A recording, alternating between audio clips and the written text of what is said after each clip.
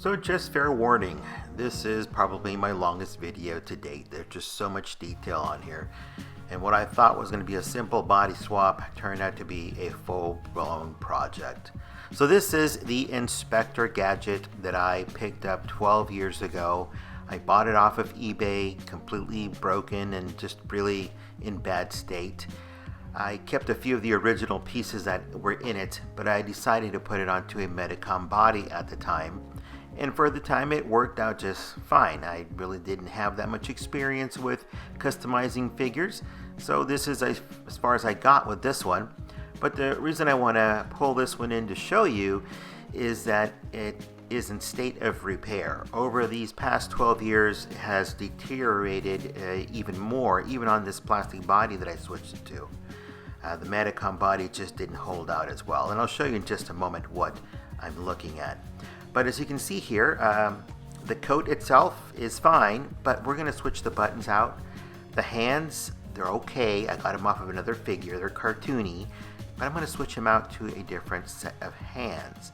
And the trousers and everything is just fine. It's the neck that needs some paint, because I just never got around to painting it, because I had to put in some sculpty to adjust it to the new body. And the shoes are starting to separate. The super glue just isn't holding. And I'm going to change the color of the shoes as well. These are just a little too dark. That is actually the original color of the toy. As you can see here, that's the original coat. I didn't like it. And the shoes are the same color. However, this is now our first step. Let me show you what I am going to do. First of all, let's take them apart entirely and show you what's underneath the actual suit. I had to take the screws out of the neck area to remove the head because that ball peg was in just too deep, too tight as well. The shoes are metal and they require some sanding and a little bit more work, but this is a body that I'm going to switch it to. I have it on a medicom body and I took it out because it actually disintegrated on me. Besides the poor joints, it doesn't stand at all very well, but the arm disintegrated on the shoulder. It just went kaput. And as you can see, there are other little joint areas that are becoming, well, they're disintegrating. It's going to need repair work in the future. This is the body that I'm going to put it onto. It is a body by Enterbay. I bought this 12 years ago. This same body today is going for $150.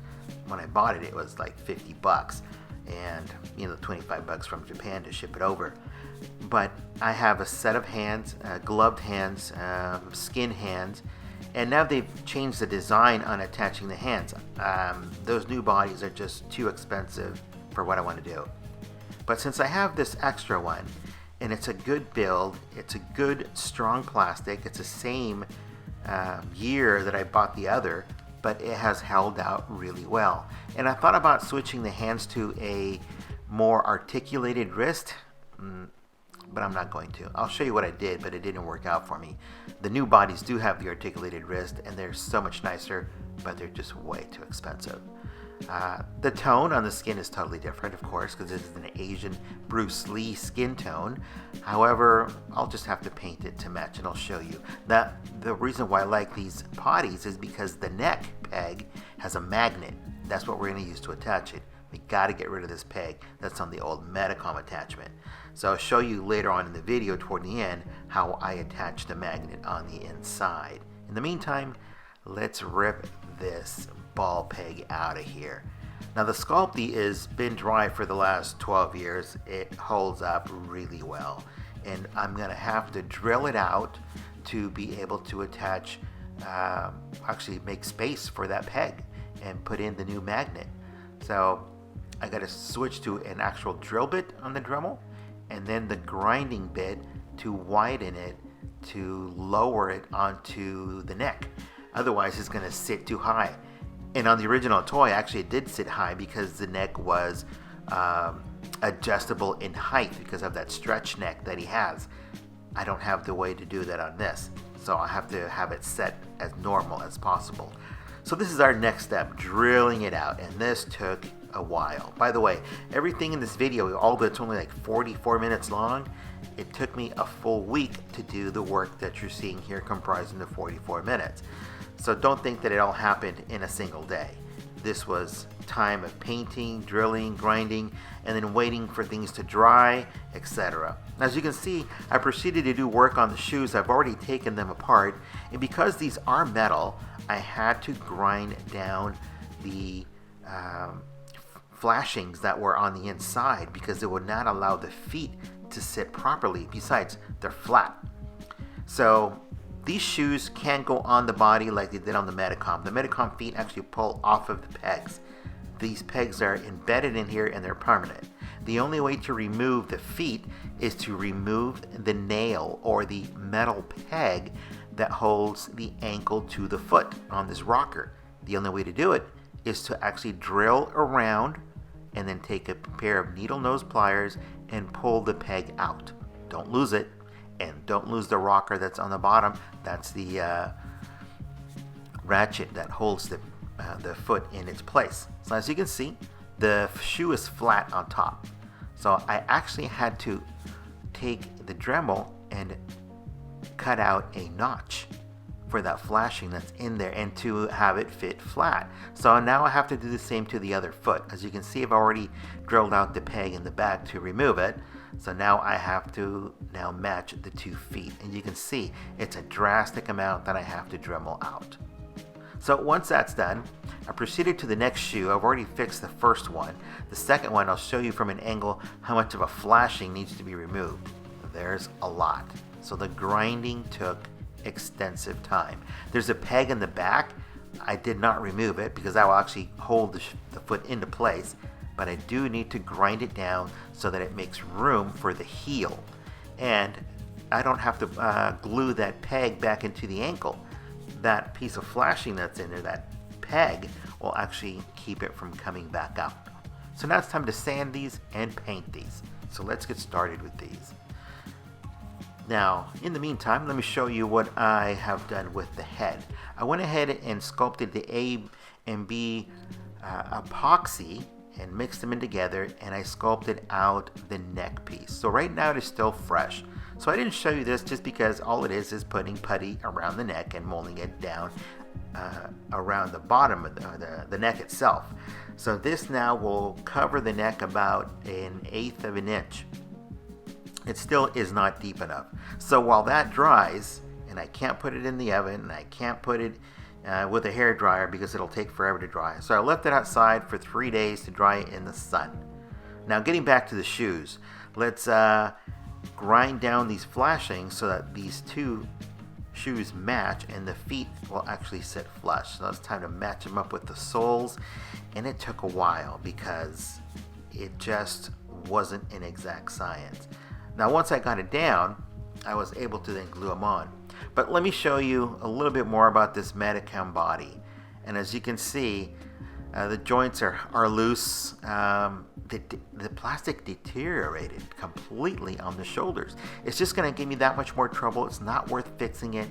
This is going into the trash because in the future it's going to give me more trouble because other joints are going to give way as well.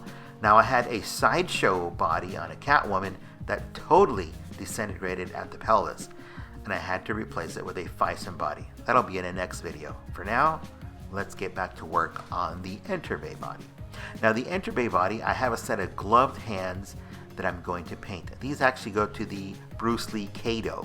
I got these loose on eBay as well.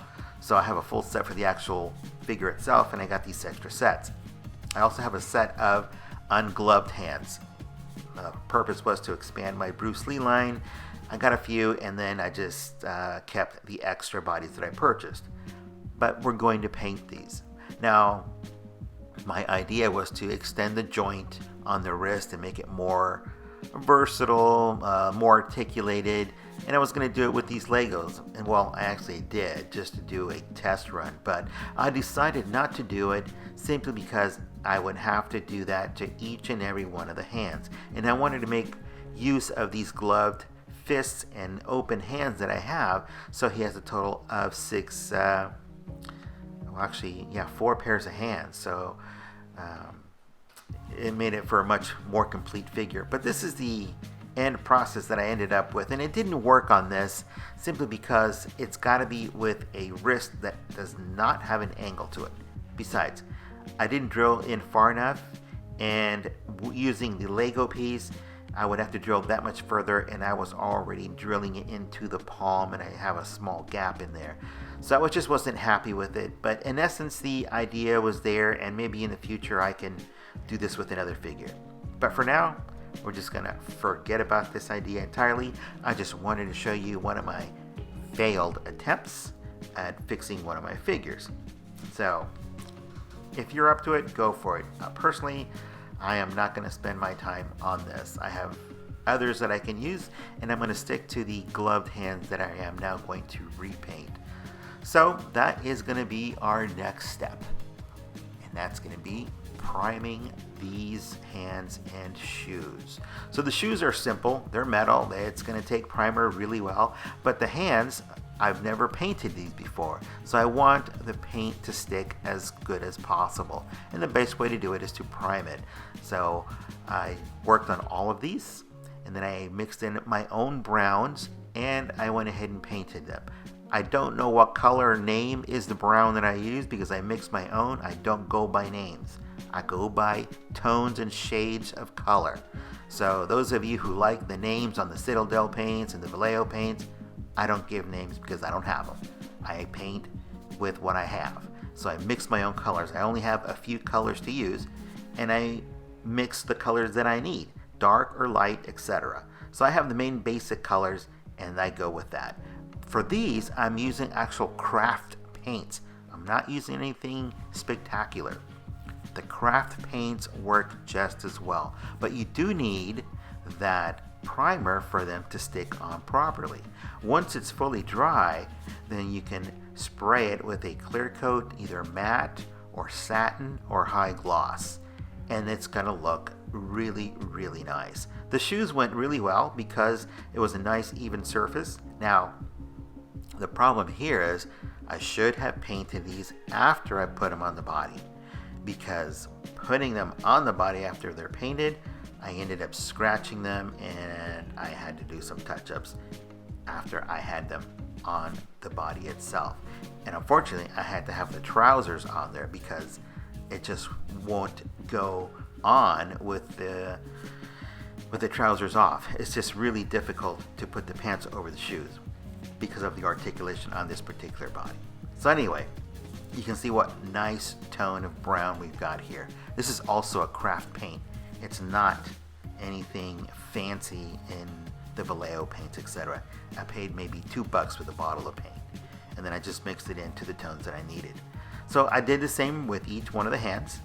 I went with the light brown, and then I went to a darker brown, and I wasn't too happy. I just went back to the light brown, but I kept the dark browns in the recessed areas to show more contour, more definition. So I ended up with the 2 tones of brown on the hands.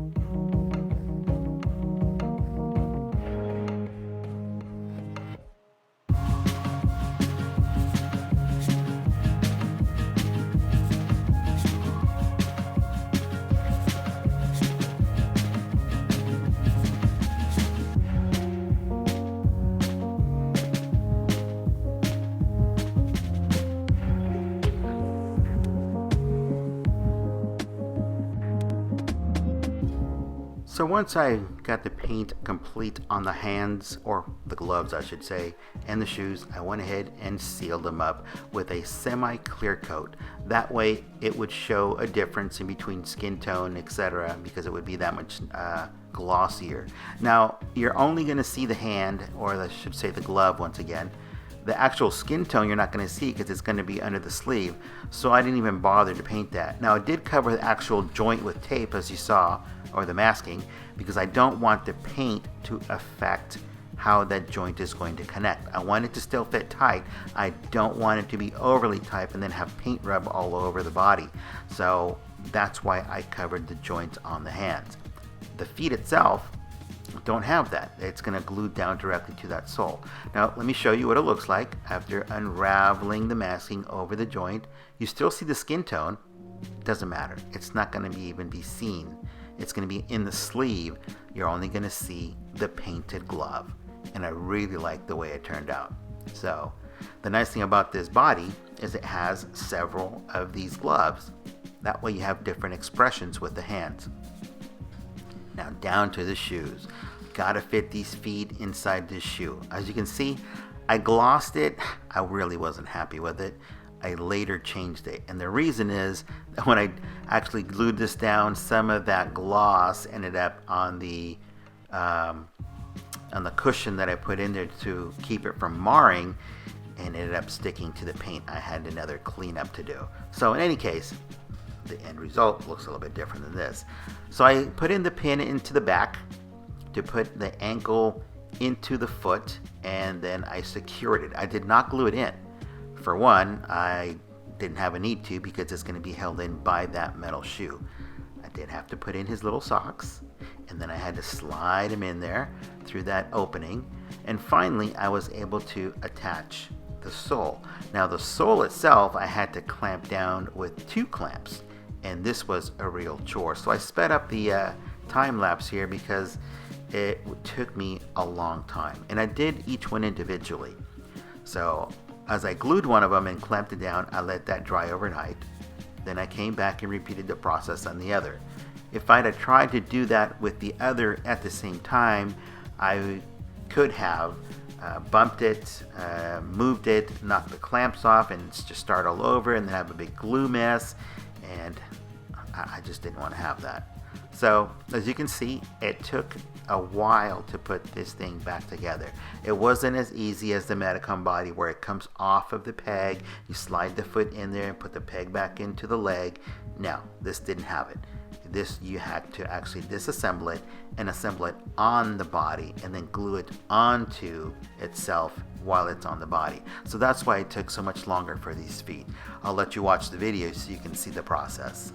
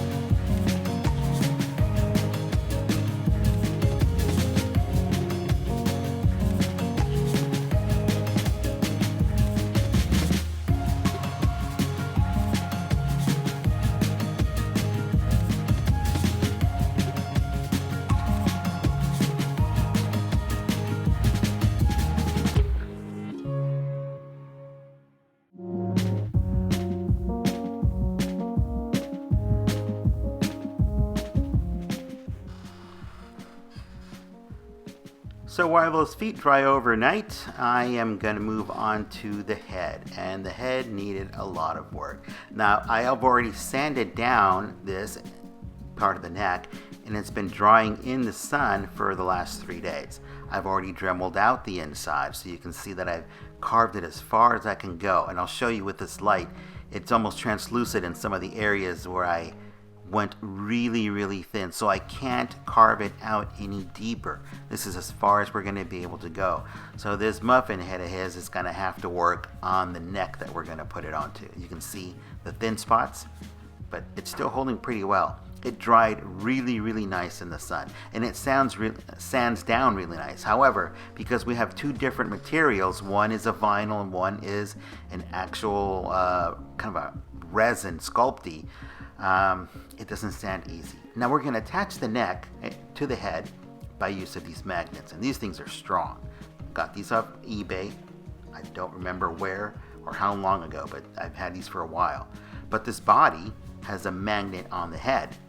That's the magnet we're going to use to attach it to inside the head. Now, I've already attached the magnet inside the head. I'm only showing you what I did.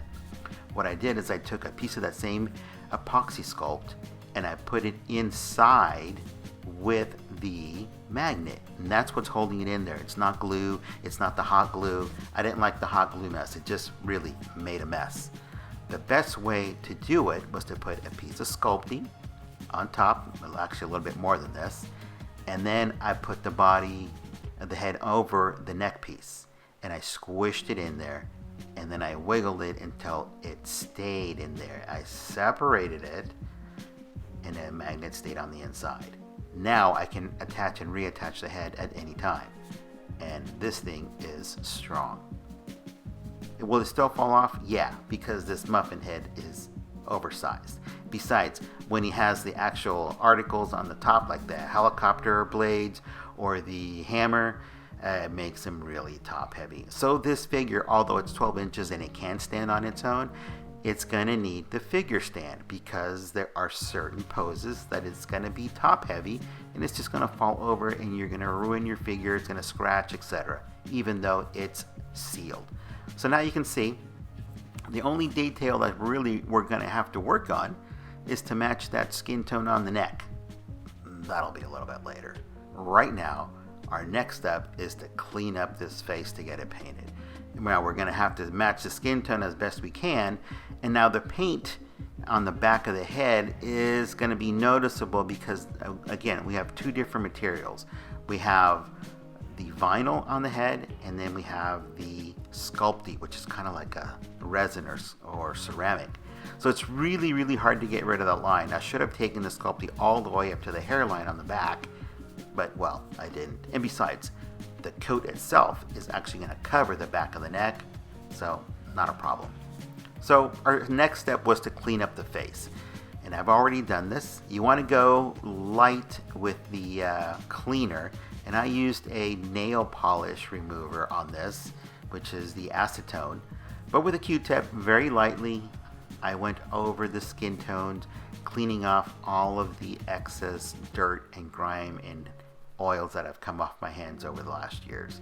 And this thing was dirty. I had no idea how dirty this was. So anyway, once that is finished, it is ready to do some painting. And I actually thought I was going to get away with just cleaning it up. I actually had to paint the face too to match the skin tone in the back, because that vinyl it absorbs, it's porous, and it changes the color even though you're painting on it. So to make it match, I had to paint the face as well. And so I used a liquid mask to cover the eyes, part of the hat, the hair, and of course the mouth. I did not want to get rid of those details. I did not want to repaint those details.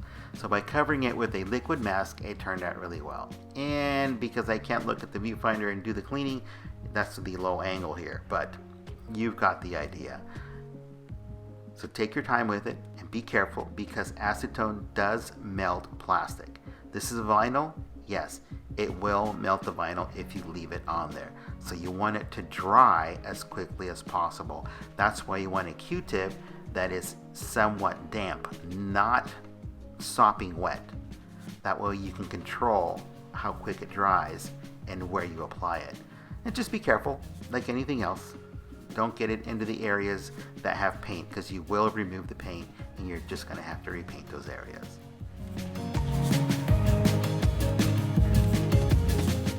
All right, here we go. There's our next step. And now we've got to mask off the head to start doing our painting.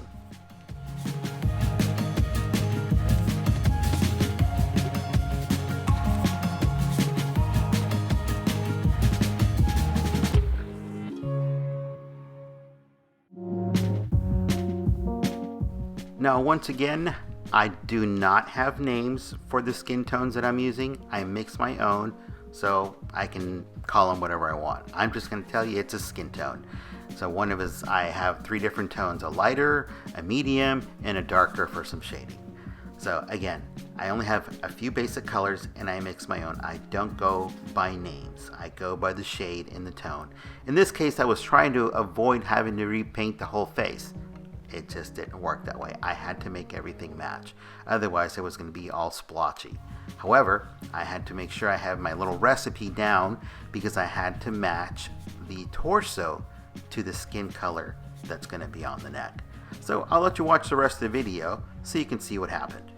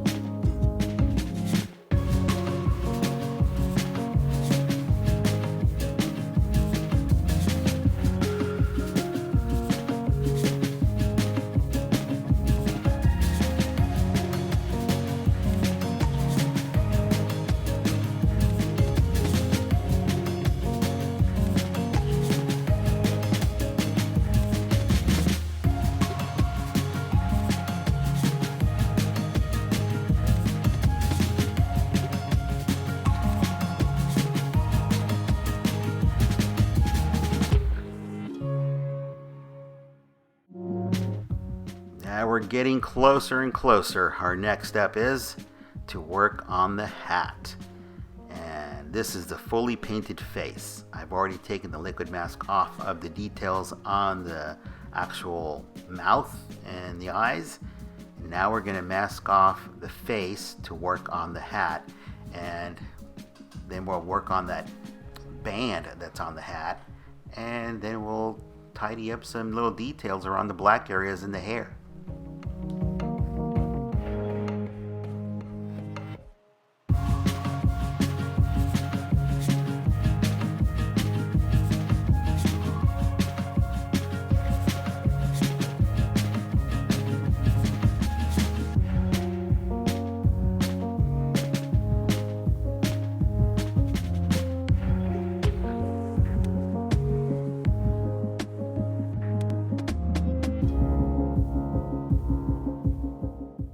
So before going any further, always seal your work with a clear coat. That way if there's anything that falls on it, you can clean it up. Now, after masking off the face very carefully, I proceeded to go ahead and paint the hat in the gray that I have. It is a little bit lighter gray than the original that's on the hat, and that's fine. I'm not at all bothered by it. I like the fact that there's going to be some more contrast. So again, just thin layers, build it up, and then once it's finished, then you can seal it up.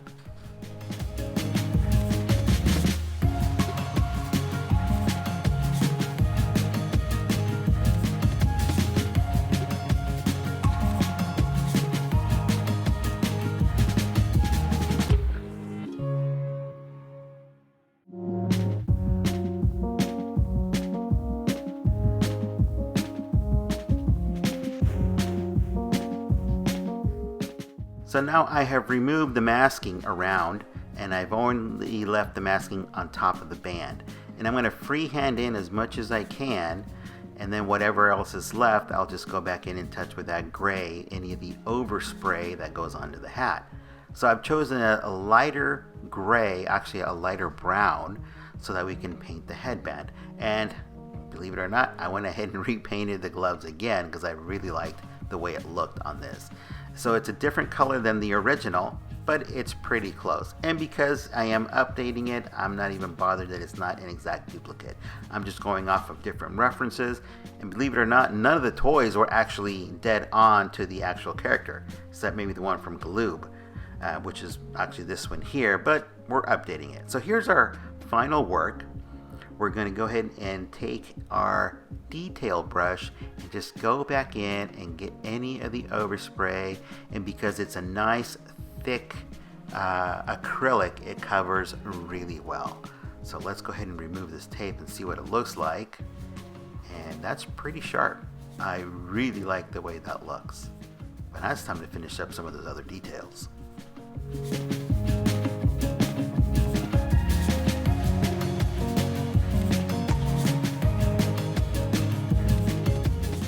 So with a finer tip brush, and I've sped up the camera here, I went ahead and filled in the details on the hair that need to be black. Now the original paint on this was a high gloss. I went ahead with a matte, and I'm going to spray it down with a semi-gloss. I don't want it to be as glossy as it was before. For one, I want it to be more my own, but I still want to have the same aesthetics as the original. So take your time, it's not a race. Just get in as close as you can to those edges without going over, so stay within the lines.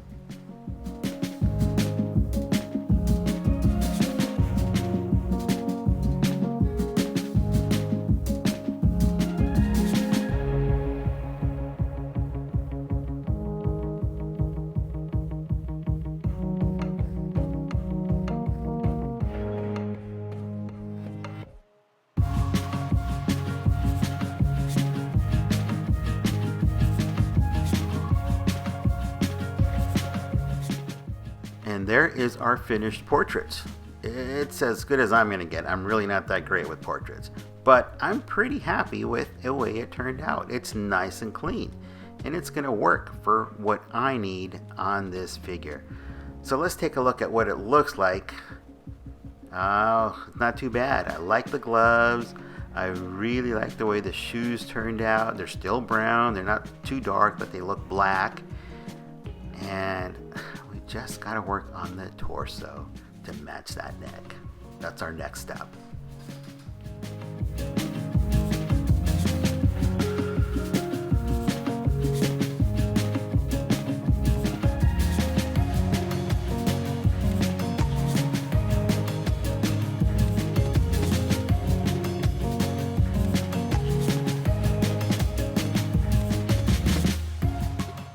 Now I know some people are questioning why I added a suit or a sports coat to the figure if it really isn't going to show with the rain jacket over the top.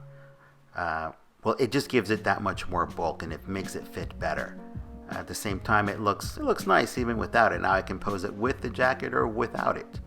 As you can see, the head does have its swivel and does have a side angle, and it moves on and off really simple. So I like it. I didn't have to do that much excessive work. This is what I want to get to. And as you can see, I changed out the buttons on that coat because I kept the original buttons from the original coat. So let me show you how I went ahead about attaching those buttons. These were a pain to attach.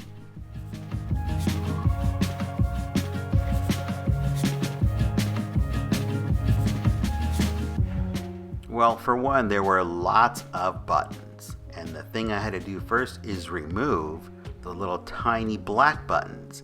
And then using the same pinholes that were left, this is where I put the needle through, and I threaded it through one of the buttons, and then pulled it back through the opposite hole that was left, and then I pulled it in tight and I cinched it on the back.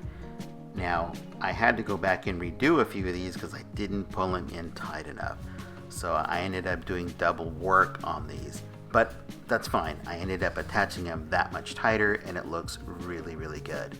And then I ended up attaching some snaps so that I can actually keep the coat closed and not have to rely on the belt that it has to keep it closed. So it just made it for a much neater presentation by attaching those pins. Now, as you can see here, I'm going through the same hole on the bottom so that I can tighten it down, and it's just really difficult because everything is so tiny. And then I have to go underneath that stitch without coming through the front and then making a knot to then tighten it up and then cut the end off. and I just had to repeat it for each one of the buttons, and there's 6 on the front.